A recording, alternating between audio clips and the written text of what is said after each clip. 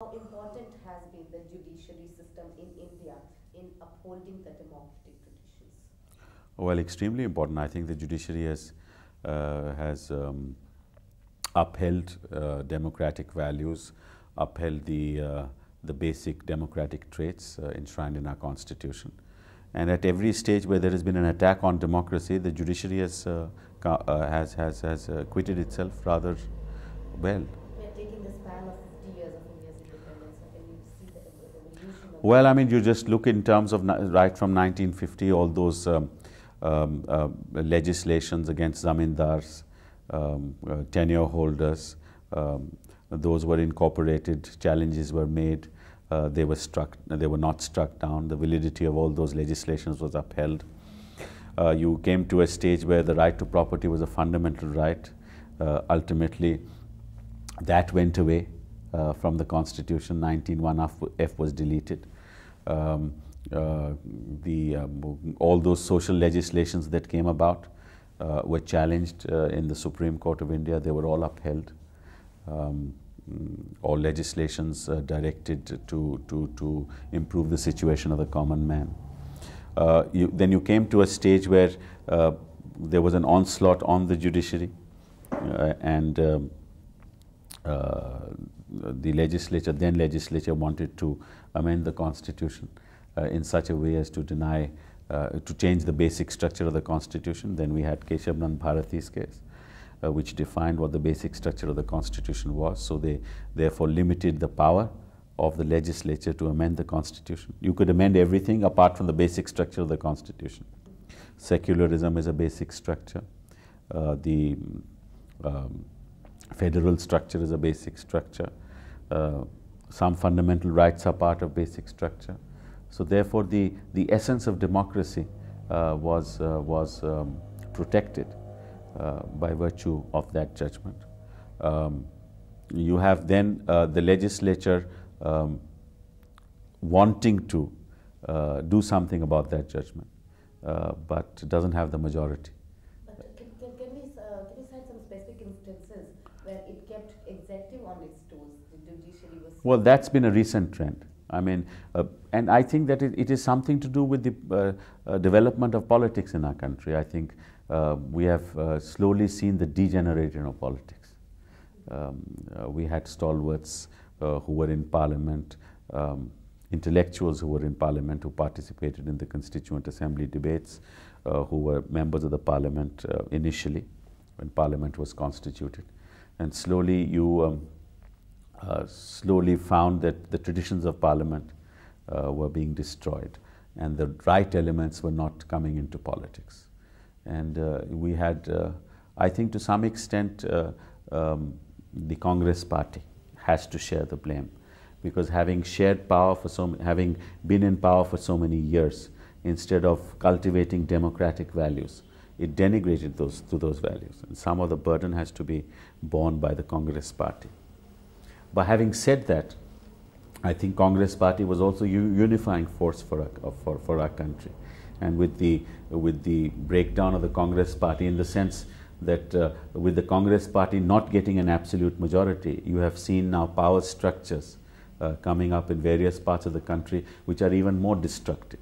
So in fact, the Congress party, by not keeping up with democratic traditions, by not nurturing to ensure that the right kind of politicians come into the country, has to that extent not played a very constructive role in the political life of this country. And yet, at the same time, with the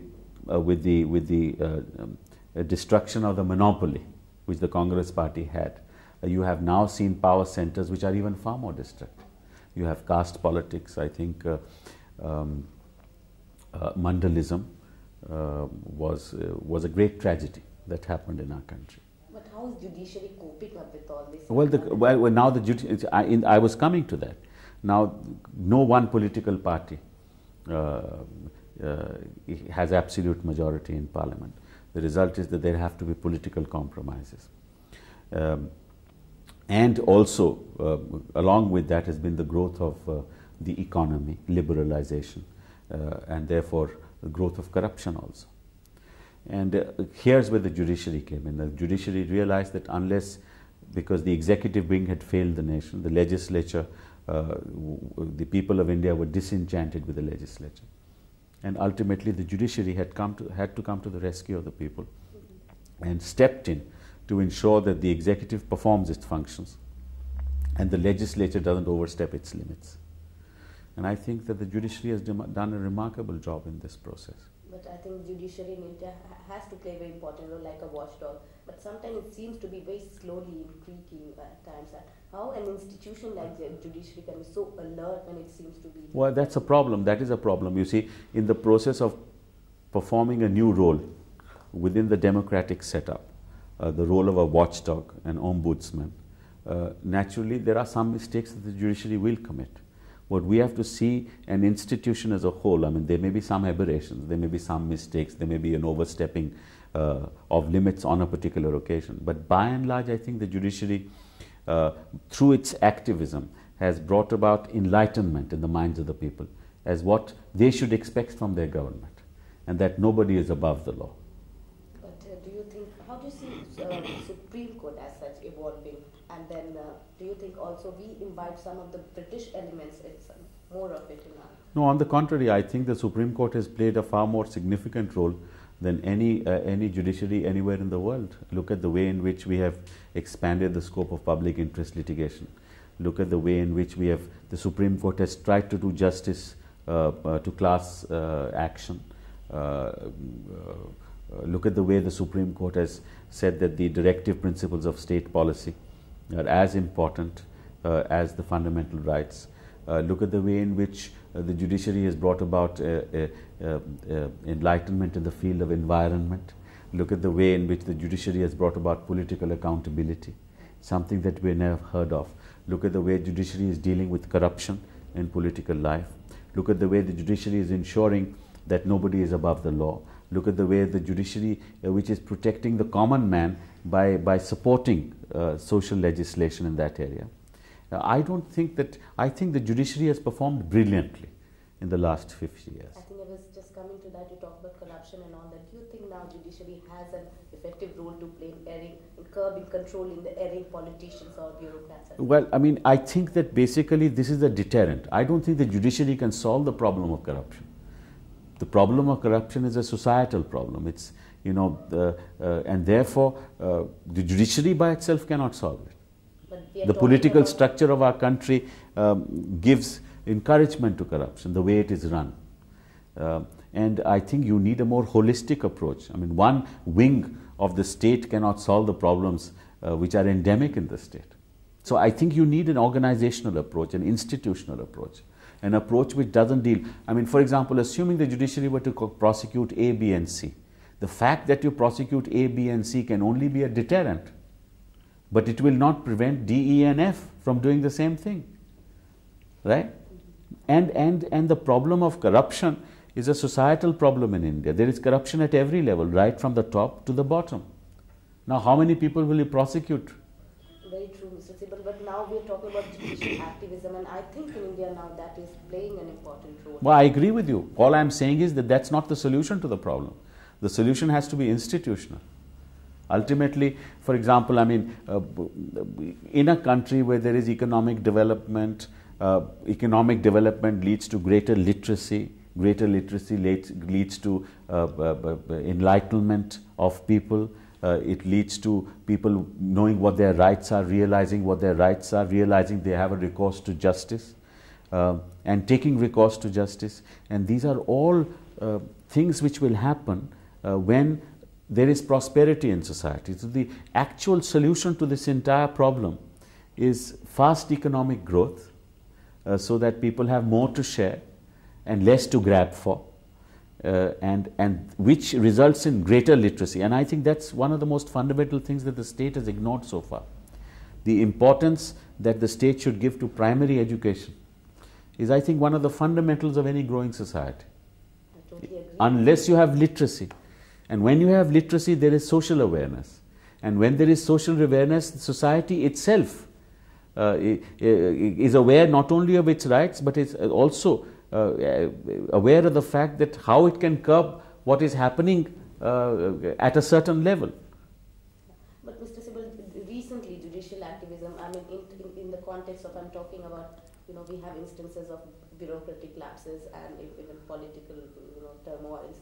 How has the judicial activism has coped with all these things? Well, as I said, this has a deterrent effect. It has coped with it by making sure that the state has prosecuted these people, by making it aware to the people at large that this is what is happening in your country, by telling people at large that, look, nobody is above the law. The only supreme, what is supreme is the law. Be you ever so high, the law is above you. That's what the judiciary has told the people, and rightly so. And that's where the judiciary has played a very important role. But I say, this is certainly good, but it doesn't solve the problem. Prosecutions by themselves are no solution to a societal problem. But some of the critics also say that while judicial activism has played an important role, somewhere it's becoming authoritarian today. In the sense. Well, I wouldn't say authoritarian. What happens is, if in the process when you exercise power and you cannot yourself be questioned, that's not a very happy situation. There is no judicial accountability, for example. I mean, the judges can deal with politicians, the judges can deal with the executive, but who deals with the judges? That's a problem.